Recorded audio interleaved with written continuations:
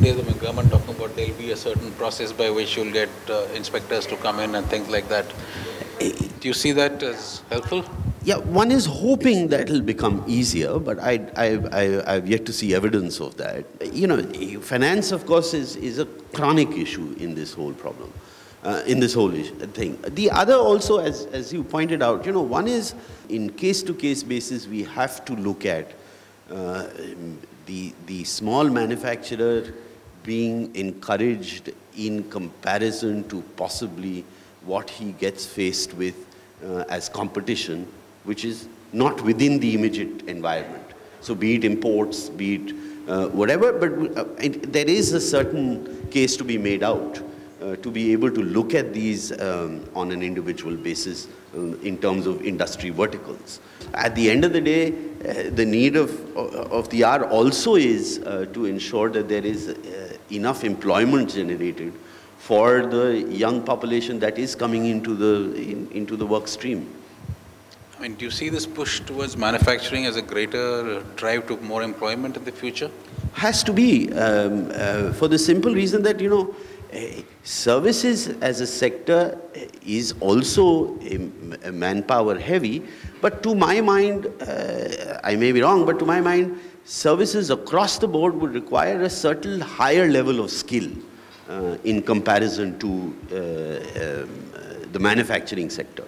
The fact also remains that, you know, not every graduate today is employable in the services sector, to be honest.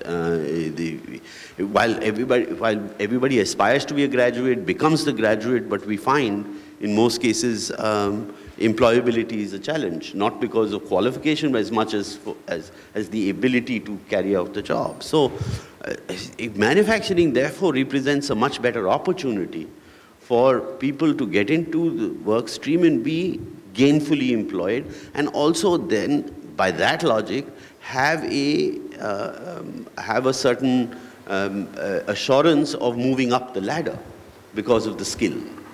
Mr. Bharadwaj, what is the industry doing to change this? I mean, improving skill sets of people who are starting work?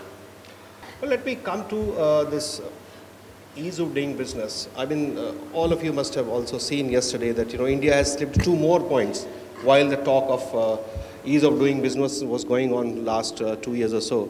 The fact remains that, you know, all the recommendations have been there for more than 10, 15 years. Everybody knows what is to be done. GST is required. Maximum problems are in taxation.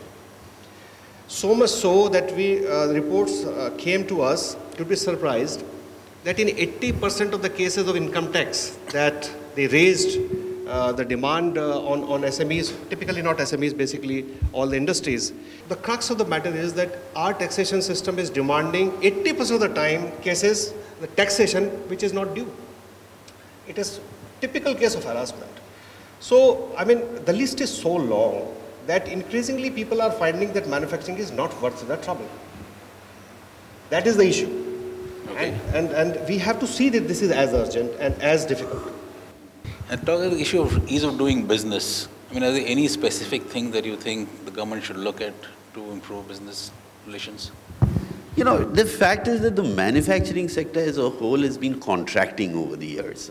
And that's such a pity. The fact is that and that's happening not so much because of external pressures in terms of, you know, the economy and all those doomsday predictions, because I think the consumption story in India is still very much alive as it was in the last 3 years.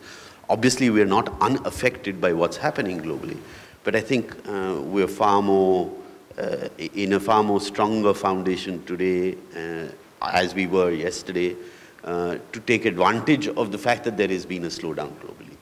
So the government must obviously look at any and every step that is required, and I can't, the list is long, so I can't, you know, specifically give you, you know, the ABCs of everything. But I'm saying it's time that we do whatever we have to do today than in the future, for the simple reason that we are stronger than a lot of other countries as a economic base. And if we've got to leapfrog to the next level, this is the way to do it. And manufacturing will be the springboard for us to be able to leapfrog to the next level of growth. Okay. Mr. Bhardwaj. I would find it a pretty difficult task. Now you look at India. See, there is no center. If you want to set up an industry, there is no state. You set up an industry in a city. Now, in the city, there is the biggest administrative officer is the district magistrate or the DC. Look at his timetable, that how much time he spends on industry.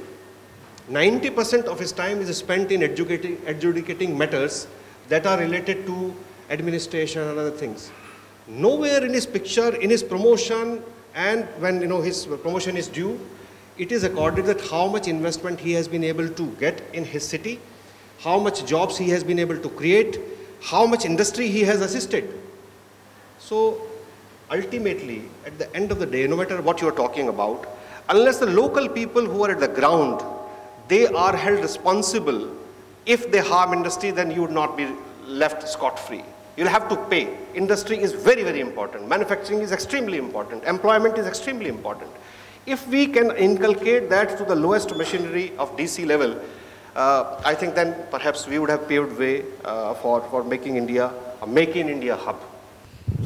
Yeah, so the other encouraging aspect that we have seen is that today states are becoming far more proactive in attracting investment. And previously, a few years ago, it used to be that people would say that Tamil Nadu and Maharashtra are what you would call the pivots for industry. But today, states like Rajasthan, which a few years ago used to be part of the Bimaru states, is now becoming a magnet for investments and for labor. And they are going beyond just what you would call tax holidays, which has been something which Himachal Pradesh has used a lot, Uttarakhand has used. And they're going ahead and seeing that how can they reduce various bottlenecks and cut down various red tapes and look at it as a cohesive policy. And Rajasthan in that case, I think would be a fantastic example of how a state has managed to turn around both its reputation as well as become a competitor with states like Tamil Nadu or Maharashtra today in attracting investments and in attracting industry.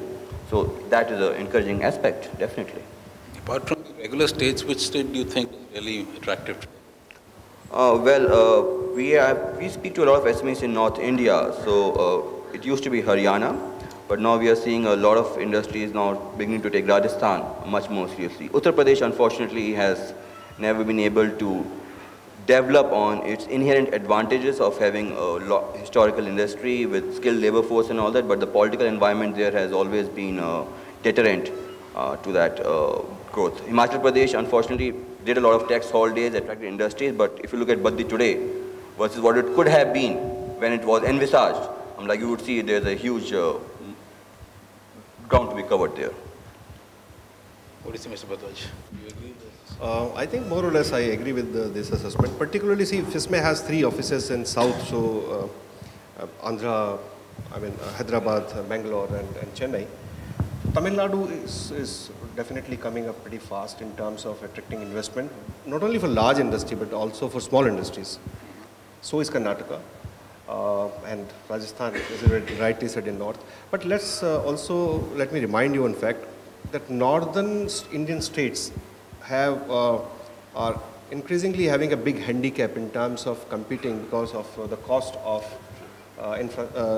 this movement of goods. Yes. Yeah, logistics. Ports, yes. Only yesterday, World Bank produced a report by which they said that, especially in India, the movement of goods is approximately 40%. The cost is 40% higher. 40% is a huge difference. 40% higher than its counterparts in other countries. And that 40% largely is on the northern side. So if you have a factory, for example, in Tamil Nadu or in Gujarat or in Maharashtra, then you have an inherent advantage. And you have an inherent disadvantage if you're in north. Problem is that nowhere in the political leadership in northern India have really understood this and have pressurized the government to have dedicated freight corridors. We have been listening this for 20, 30 years now. But if we want this particular region, all these northern Indian states, which are actually pulling India's growth downwards. If India is still growing at 6%, South is growing at 8%, North is growing at 4%, the average being 6%. So ultimately, it would be, I think, become imperative that the northern Indian leadership understands the importance of logistics. If Delhi-Mumbai freight corridor happens, I think things should improve. It should improve, but I know that would be a big fillip for sure, not only for attracting investment around that corridor, but making northern India competitive vis-a-vis its counterparts in south. Is it primarily access to ports or what is it? Access to ports as well as transportation costs. Like, you know, industrial, like chemicals. Like all chemical factories are concentrated in Gujarat these days. So if you're having a factory in northern India, ultimately you'll have to buy the stuff from there. So transportation costs are there. Similarly, a lot of industrialization is taking place in southern India. And goods have to come as in the form of raw material or in the form of intermediate goods to the northern India, and then, you know, to be converted into final product.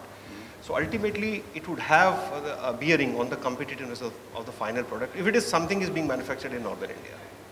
Do you face similar problems, Mr. Arjun? Well, you know, our factory is based in the industrial, that integrated industrial complex at Haridwar in Sidkul, which I must say is one of the better planned industrial complexes. And over the years, initially it used to be difficult, but over the years, an ecosystem has come up around there where you find suppliers within the immediate vicinity. But yes, as you said, some of the chemicals, is that and the other that need to be imported, are obviously, that is a cost that we incur. But, you know, taking on from what you have said, one of the things I'd like to highlight is that, you know, the small industry in comparison to the large industry is at a huge disadvantage on account of the simple things like a logistics corridor or the transportation infrastructure.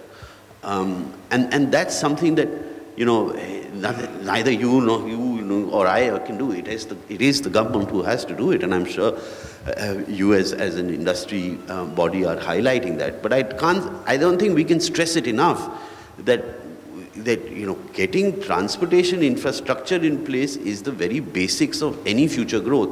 And as if one were to highlight a priority for industry at large, and specifically something that affects the smaller industry, it is this. And I think collectively we should all be able to raise enough of a voice on that account.